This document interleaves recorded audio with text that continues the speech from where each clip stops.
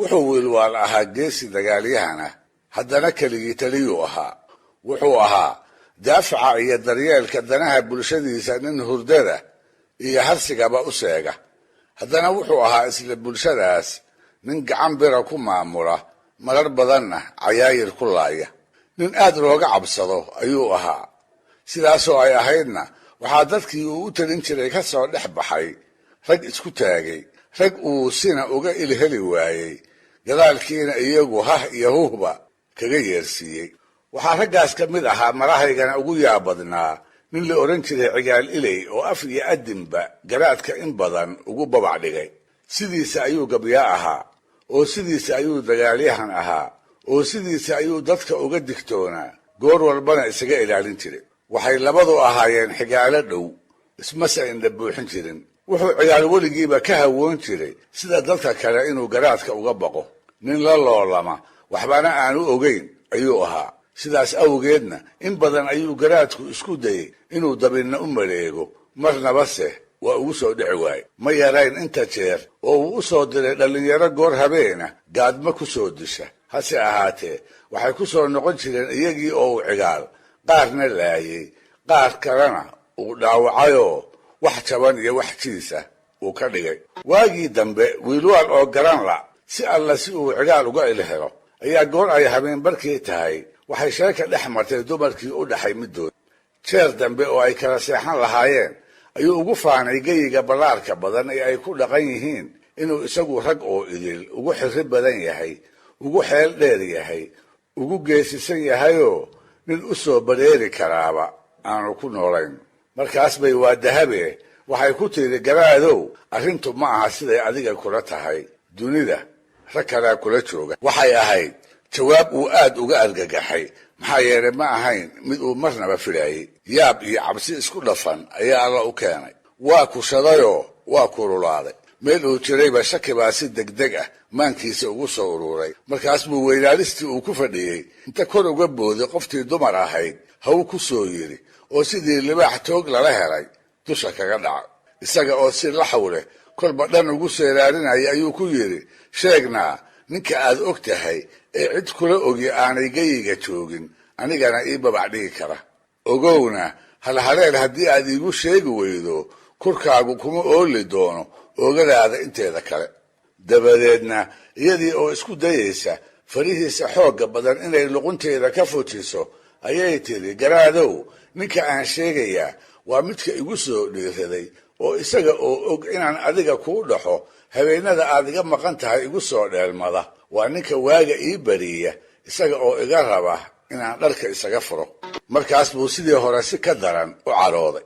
umalkii ku soo kordhay ayuu qarsan kari waayey. sida baarqab gorongoray oo qooqii gugu uu la tegey ayuu qowrallada abuurka keenay. wixii ay dhegihiisu maqleen ayuu rumaysan kari waayey. kolkaas buu inta haweenaydii sii daayey hadalkiina u qaboojiyey wuxuu ku yidhi, sharac allee ninka sidaa igula kacay magaciisa ii sheegoo degdeg igu sheeg. waxay tidhi, anigu haatan cidnaba magac dhabi maayo, ha yeeshee waan kuu tilmaami oo si aad ku garato ayaan kugu sheegi. wuxuu yidhi, waa tahay bal ii tilmaan. waxay tidhi, waa ninka marka saa dambe geedka shirka la isugu yimaado ku lulmoon doona. tilmaanta dahabo wiilwaal ma ay solin, mana gara dulucdii ay ka lahayd. markaas buu weydiistay inay arrinta u balballaariso, taasoo ay kaga jawaabtay, habeen dambe marka aad reerkaaga kala jirto ayuu ninkaasu ii imaan doonaa. aniguna intaan sheeko ku asqaysiiyo ayaan dhab u daahin doonaa. gelin hore iyo gelin dambeba intaan haasaawiyo ayaan soo jeed ku gaarsiinayaa barqadii iyo xilliga uu raggu geedka shirka ku soo ururi doono. ileen xalay oo dhan buu soo jeedee ninkaasi geedka la fadhiyo ayuu ku lulmoon doonaa. kolba madaxa ayaa laabta uga dhici doona, adiguna sidaas baad ku garan doontaa. habeenkaas gelinkiisii dambe garaad wiilwaal ma uu ladinoo il iyo baal isma uu saarin. dhinac wuxuu ka seexan kari waayey ninka sidaa u dhiiran oo carrada uu ka taliya kula dhaqan, isaguna aanu weli garan karin. dhinaca kalena wuxuu ka fakarayay garashada dheer ee afadiisa iyo xujada ay hor dhigtay ee laga rabo saa dambe markay noqoto inuu furfuro. isaga oo labadaa arrimood jiefkii la qaban la ayuu waagii u bariyey. kolkaas buu odayadii reeraha wuxuu ugu dhawaaqay shir berri lagu kulmi doono oo aan cidina ka maqnaan karin. isla maalintaas gelinkeedii dambe ayay dahabana waxay fariin u dirtay cigaal ilay si uu cawadaas ugu yimaado iyaduna ay u haasaawiso. waa sidii uu rabay. cigaal oo aad u faraxsan ayaa fiidkii horeba isa soo dhigay. meeshii ay ku ballamisay intuu sii fadhiistay ayuu ku sugay. iyaduna markii uu reerku xoolihii maalay ayay ugu timid. waxay ku bilowday sheekooyin hor leh iyo haasaawo ka macaan kii uu awal hore uga bartay. rag oo idin inay isaga ugu jeceshahay ayay laabta ugu riday. waxay ugu bashaaraysay si ay yeeshaba inay aakhirka isaga xilihiisa ku dambayn doonto. isna intuu hadalkeedii u beerraqay ayuu wada rumaystay. bogga iyo beerkaba wuu ka qaboobay. erey walba oo ay ku tiriba dhagaha ayuu u raariciyey. markaas buu maanka iyo maskaxdaba ku hubsadaa quruxda badan ayuu fiidkii hore ilaa aroortii ku jiray. markii ay qorraxdii bari ka soo iftiintayna waxay ku ambabixisay erayo macaan badan isaga oo weli la jooggeeda sii raba. iyada oo ilka cadcad iyo cirid madow badan ugu qoslaysa ayay sagootisay. wax yar kadibna geedkii shirka ayuu isa sii taagay isaga oo dhanna ka faraxsan dhanna ka daalanoo halaaqoonaya. dhegaystayaal, barnaamijkii dhaqanka iyo hidduu maanta halkaa ha inoo joogo. waa inoo toddobaadka dambe iyo waxa geedka shirka ka dhici doona ee wiilwaal iyo cigaal ilay ku dhex mari doona hadduu eebba idmo. dhegaystayaal, goor habeen bara waatuu wiilwaal afadiisii dahabo ugu faanay rag oo idil inuu isagu ugu xirri badan yahay uguna geesisan yahay. taana intay ku diiday waatay ku tiri garaadow dunida rag baa kula jooga. iyada oo maanka ku haysa cigaal ilay oo ka mid ahaa raggii tirada yaraa ee ninkeeda isku taagi jiray. weedha dahabo intuu aad uga umlay waatuu ka tawday ujeeddadeeda inay u faahfaahiso. dabadeedna iyada oo aan cidna magac dhabin waatay ku tiri waxaan u jeedaa ninka og inaan adiga kuu dhaxo ee haddana isoo hawaystay. markaana waatuu weydiistay inay u sheegto siduu ninkaa isaga ah ku garan karo. waatay dabeed ku tidhi waa ninka habeen dambe igu soo dheelman doona. sidaan u haasaawinayo ilaa hiirta waa beri waa ninka aan soo jeedin doono. saa dambe geedka shirka markii la isugu tago waa ninka ku lulmoon doona. ninku waa ninkaase adigu garaadow ragga kale sidaa kaga aqoonso. siday caadadu ahayd geedka markii lagu soo dhammaaday ayuu wiilwaal hadalkii u hormaray. wuxuu wax ka yidhi arrimo ku saabsan daaqa iyo degaanka tolka iyo dadyowgii ay dariska ahaayeen wixii qaan ahaa oo kaga maqnaa amaba iyaga lagu sheeganayay. waa nin wax u dan lehee hadalka wuu dheeraynayaa si uu shirka u daaliyo. intii uu dabaybanayay oo dhanna raggii goobta fadhiyey ayuu mid mid isha ula raacayaa bal inuu arko kii ay dahaba u tilmaantay. balqaharaac markay ahayd ayuu indhaha ku joojiyey cigaal ilay oo gamanyoonaya. qoorta ayuu laalaadinayaa. garkuna galowda korkeeda ayuu ku qotamaa. marba hoos ayay luquntu uga dhacaysaa. haddana intuu isgarto ayuu soo ceshanayaa. indhaha ayuu kolba isku qabanayaa. haddana intuu marmarto ayuu kala furayaa. wiilwaal oo tilmaantii afadiisa wax ka arkay ayay markaa wax u iftiimeen. cara ayuu ismadax maray. markaas buu si degdega cigaal isu dultaagay. warankii uu midigta ku haystay intuu dushiisa ku gelgelay ayuu ku tuuray su'aal aan xujo ka marnayn isla markaasna sarbeeban. wuxuu ku yidhi cigaalow halku xamay. isna intuu ujeeddadii gartay ayuu kaga jawaabay ima xamane waa hamiyey garaad xirsow. markaas buu wiilwaalna ku yidhi cigaalow maxaad ku hamiday? naase dameeraad ma horaadda ah mase waa dambeedo? cigaal oo inuu lulmooday dafiraaya ayaa dulucdii hamigiisa sidaa ku sheegay. dhammaan intii geedka joogtay ayaa la amankaagtay dabuubihii labada nin dhex maray iyo sidii fududeed ee uu cigaal isku xujo furay. waxaa la garan waayey naase dameeraad horaaddo ama dambeeddo mid lagu tilmaamo. markaas ayuu garaadkii qudhiisuna inta iska aamusay halkiisii ka sii watay wararkii uu shirka u jeedinayey isaga oo weli raggii goobta fadhiyey isha ku wada haya. wuxuu jeedaalinayaa cigaal mooye bal nin kale oo geedka ku lulmooda dabadeedna uu ruuxa weysiiyo. taasise ma dhicinoo ninna dabinkii uu dhigtay uguma soo dhicin. maxaa yeelay wuxuu is adkeeyaba cigaal baa mar kale si muuqata luquntii u laalaadiyey. markaas ayuu wiilwaalna hadalkii inta hakiyey warankii kula boodayoo inta dushiisa ku gelgelay ku yidhi halku xamay cigaalow. cigaalna sidiisii intuu ku jawaabay ayuu yidhi ima xamana waa hamiyey garaadow. war bal sheeg shirkana maqashii wixii aad ku hamiday. haddii kale intii aanu garaadku weedhiiba dhammaystirin ayuu cigaalna ka horgeeyey su'aal uu ku sheegay inay tahay wixii uu ku hamiyaayey taasoo ahayd addimma goroyo majeenyaa mase waa lugo. dabadeedna garaadkii kolay ku tahay raggii oo idil ayaa sidii markii hore yaab la kala jeestay. waxay la ashqaraareen siduu mar labaad cigaal isku xujo furay iyo weliba dhumucda su'aashii uu iyaga soo dhex dhigay. runtii su'aal meesha ku jirta ayay ahayd, ha yeeshee ma ahayn tu weligeed maankooda ku soo dhacday. waxay ahayd intii cabbaar ah su'aal ay baadigoobka jawaabteeda ku raageen. nin walibana wuxuu isku dayey kii garabkiisa fadhiyey inuu ka togdo bal addimo gorayo waxa lagu sheegi karo. waa garabgaab ay xoolihiina soo hoyaad yihiin. godkii galbeed ee ay ku qarsoomi jirtay ayay qorraxdii ku sii durkaysaa. lo'dii oo insaarixihina waxay tiigsanaysaa golayaashii la fadhiisan jiray iyo halkii ay weylaheeda ku ogeyd. ha yeeshee garaad wiilwaal weli waa taagan yahayoo isaga oo hubkiisii u dhan yahay ayuu dabeebanayaa. guurtiidii tolka iyo raggii u dagaalami jiray ayuu la hadlayaa, isaga oo warka dheeraynaya oo si ka badbadis ah u faahfaahinaya. ninkii oday ahaa isaga daal warkiise, kii dhallinyaro ahaa ayaa daal u dhimanayo oo jeclaan lahaa maruun inuu garaadku shirka soo gebagabeeyo. iyagu waa moog yihiin, isaguse wuxuu weli jeedaalinayaa ciyaal mooye bal cid kale oo meesha ku lulmoota dabadeedna uu ruuxa weysiiyo. waxaa la bilaabay in si hoose la isu weydiiyo, war hadal la is yidhaahdaa maba harine muxuu garaadku meesha inoogu hayaa. sidaanse ma ahaan jirine maxaa maanta ku soo kordhay. waxay ahaayeen su'aale ay dhexdooda iska weydiin karayeen, isagase aan cidina kula dhici karin. dabeebtaba mar saddexaad ayuu indhaha ku joojiyey cigaal oo inta madaxii kor u hayn waayey kolba laabta ka soo ceshanaya, iyada oo dhammaan raggii kalena ay qun u fadhiyaan oo daal foolkooda ka muuqda ha joogtee aan mid lolmoonayaa ku jirin. markaas buu dhab u cadhooday. umal daraaddii ayuu dhulkii cagaha ku hayn kari waayey. ilkaha ayuu isku lisayaa. wuxuu u hamuuman yahay dhiigga ninka gurigiisa iyo afadiisa ku soo dhiiraday. waxbaa kuu bidhaamay intuu isidhi ayuu mar kale bowda ku dul joogsaday cigaal iyo halkii uu shirka ka fadhiyey. isaga oo kaalkii dushiisa ku gelgelaya ayuu kaga naxsaday erayadii uu hadda ka hor labada jeer weydiin jiray ee ahaa halku xamay cigaalow. cigaalna tabtii uu u jawaabi jiray intuu u jawaabay ayuu yidhi ima xamana waa hamiyey garaad xirsow. wiilwaal oo ay la tahay moogaan inuu cigaal dabankii ugu soo dhacay ayaa dabeed ku guulguulay, war bal sheeg shirkana maqashii waxa aad ku hamiday, haddii kale galabta hooyadaa way kaa gablami. markaas buu cigaalna isaga oo deggan wuxuu ku jawaabay, garaadow waxaan ku hamiyey naasa hablood ma jiir baa mase waa caddiin. raggii shirka fadhiyey ayaa haddana cabbaar ku hogmay su'aashii uu soo hordhigay. nin waliba wixii ay la ahayd ayuu goobtii ka yidhi. ha yeeshee ugu dambaystii way isku raaci kari waayeen naasaha haweenku baruur iyo jiir midka lagu sheegi karo. wuu heli kari waayey marmarsiyo uu cigaal inay ku xujeeyo ayuu wiilwaal shirkii soo gebagabeeyey.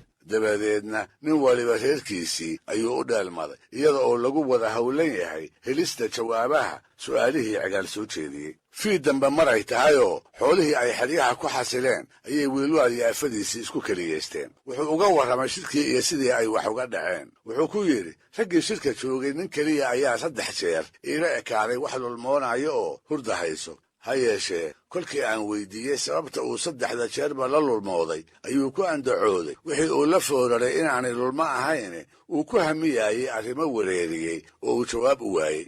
3 jeerba wuxuu soo bandhigay su'aalo lala yaabayoo jawaabtooda shirkii oo idili uu garan waayey, isagiina loogu garaabay. sidaa darteed aniguna waan iska daayey kolkii aan u waayey marmarsiyo aan ku xujeeyo. kolka sharaca lee hayga qarinne ninka magaciisa ii sheeg. dahaba ayaa markaa ku tiri, iska seexa garaadow, shirka dambe ee raggu isugu imaan doono ayaan waxaan ninkaa kuugu yeedhi astaan aadan marnaba ku garan waayi doonin. dhegaystayaal, intiina barnaamijyadan ku taxanay sidaad horeba u ogaateen, cigaal ilay wuxuu ahaa nin dhiiranoo wiilwaal far dheeraatay ku noqday. wax kale iska daayay gurigiisa ayuu u daba maray. sidaa darteed buu garaadku in badan ku dadaalay inuu u helo marmarsiyo uu ku dilo. marnaba se taasi uma suuro gelin. waxaana u dambaysay xeeshii ay afadiisu maamisay. waa halku xamay sheekadii la baxday ee geedka shir ka dhacday. cigaalna uu ku degmi waayey. wiilwaal oo ay ka go'an tahay inuu dilo ninka dahaba soo damaaciyey ayaa iyadii ka duraantay inay magaciisa u sheegto. markaas bay ku tidhi,